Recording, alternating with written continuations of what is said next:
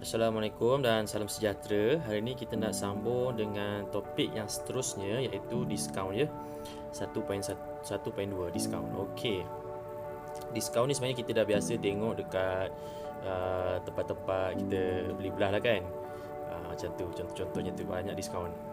Okey, jadi kalau ikut istilahnya macam mana, apakah maksud diskaun tu ya? Diskaun adalah jumlah wang atau prosid yang diterima oleh peminjam setelah pihak bank memotong faedah yang harus dibayar oleh peminjam daripada prinsip asal. Okey, ini sebenarnya kita untuk topik kita ni lebih kepada situasi diskaun ketika kita meminjam wang dari bank. Bukannya ketika kita membeli belah. Kita meminjam wang dari bank. Okey. Jadi kalau awak perasan di situ ada term iaitu proceed ya, proceed. Okey, proceed ni apa dia? Cuba tengok ni. Contoh, Alia ingin meminjam 5,000. Okey, dia nak pinjam 5,000. Bank mengeluarkan nota diskaun 500. Okey, maksudnya bank dia kata diskaun dia 500. Jadi sebenarnya yang dipinjam oleh yang wang yang akan diterima oleh Alia tinggallah 4,500. Itulah nama dia proceed. Okey, kalau awak tengok kat situ ada dia punya pembahagian tu maklumatnya. Jadi 5,000 tu ialah amount yang ingin dipinjam, iaitu kita wakili dengan huruf A. Diskaunnya 500. Okey, dan proceednya wang yang diterima 4,500. Okey. Dan juga kalau awak lihat di situ ada formula kan. Formula tu jadi P ni tadi sinilah. P tu wang yang nak dipinjam. Jadi salah. P tu wang yang akan diterima. Jadi wang yang akan diterima tu ialah wang yang nak dipinjam tolak dengan diskaun. Okey, diskaun tu pun ada dia punya rumus. Sebabnya biasanya diskaun ni dia dalam bentuk kadar, dalam bentuk rate, berapa persen macam tu kan. So itulah diskaun tu, dia punya rumus ADT apa. Okey, kita nak tengok secara mendalam dia punya formula tu ya. Okey, tengok bawah sini ya. Okey, pen merah lah. Mana pen merah? Okey, pen merah.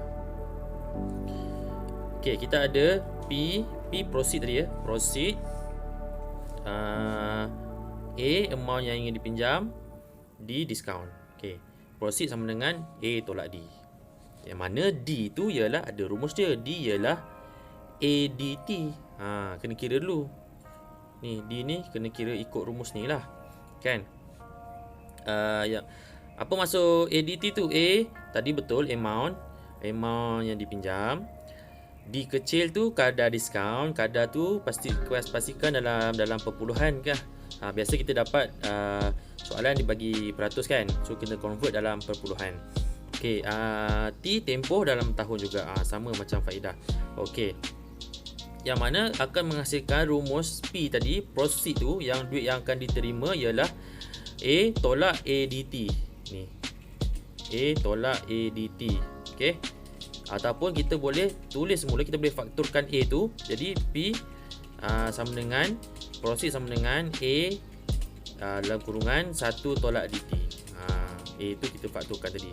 Jadi inilah. So rumus yang korang kena faham dan tahu nak guna macam mana. Yang ni lah 3 ni yang di highlightkan ni. Tu dia. So rumus ni yang akan ada dalam kertas penilaian nanti. So kena tahulah guna rumus tu. Okey, kita tengok contoh. Encik Zaki ingin meminjam 10,000 daripada sebuah bank untuk membayar wang pendahuluan kereta baru. Okey, bank mengeluarkan nota diskaun dengan kadar 10% setahun.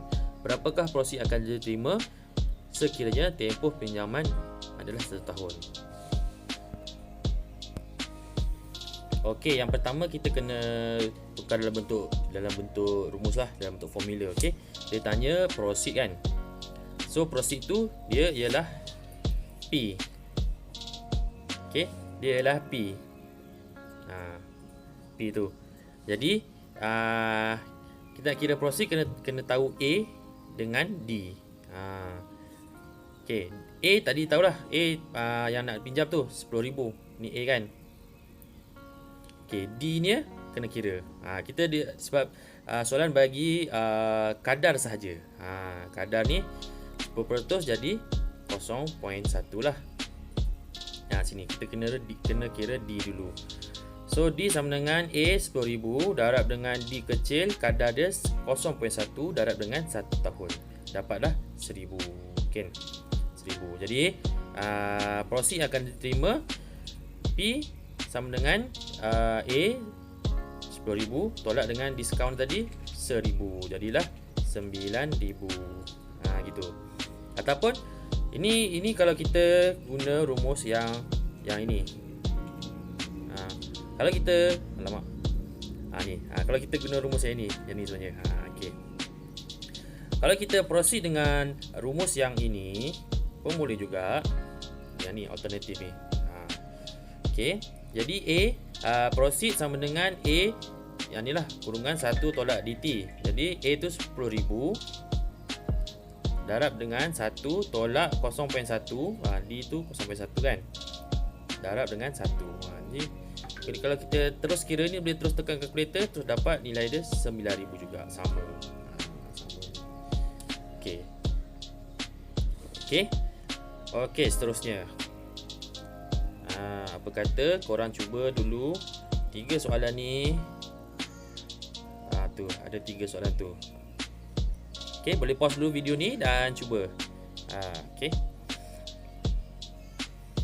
Okey, saya akan bincang sikit lah berkenaan dengan soalan 3 ni tadi. Kita analisis soalan dan kita keluarkan apa maklumat dia. Okey, yang pertama, Ali meminjam 25,000. Kita tahu ini ialah A. Sebuah manitian untuk memperkembangkan kedai mencek. Kirakan proceed yang diterima. Dia nak P ni. Sekiranya pinjaman itu selama 90 hari dengan kadar diskaun 12%. Okey. Ini apa? Ini D kecil. Ini T. D kecil sama dengan 0.12. Okey, sebab dia peratus kan. Jadi 0.12. Tapi T tu sebab dia 90 hari, kita kena convert dalam unit tahun. Jadi setahun ada 360 hari. Dia jadi 1/4. Okey.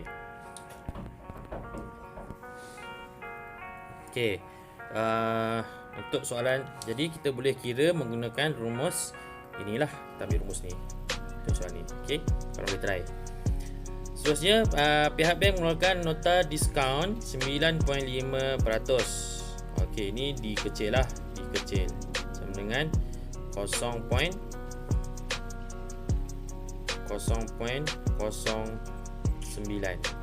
Tak nampak pula.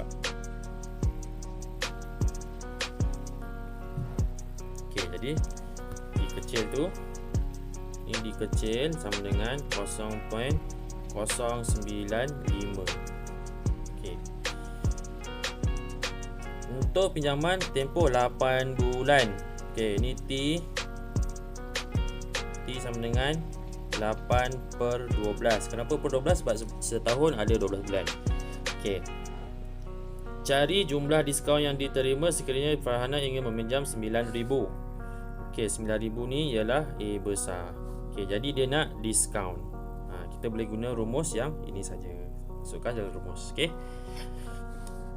Seterusnya, hitung kadar diskaun sebuah pinjaman berjumlah 15,000. Pinjaman 15,000 dalam masa tempoh 10 bulan. Sekiranya proses yang terima sebanyak 14,200. Okey, pinjaman A 15,000. Tempoh T 10 bulan, 10/12.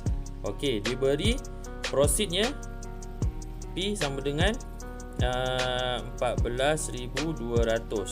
Dia nak tahu D nya berapa. Kadar, bukan D.